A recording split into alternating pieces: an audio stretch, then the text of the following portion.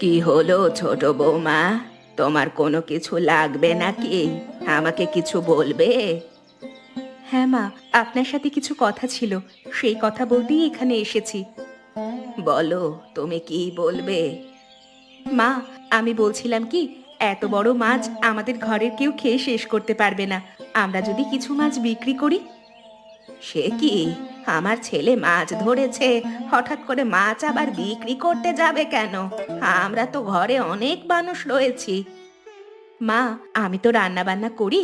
আমার আন্দাজ মতে অর্ধেক মাছও আমরা সবাই খেয়ে শেষ করতে পারবো না, বাকি অর্ধেক এমনিই পড়ে থাকবে।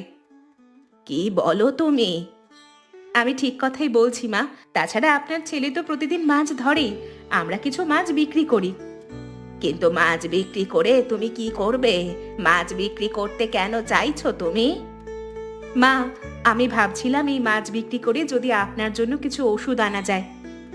কি বললে তুমি? তুমি আমার ওষুধের জন্য মাছ বিক্রি করতে চাইছো?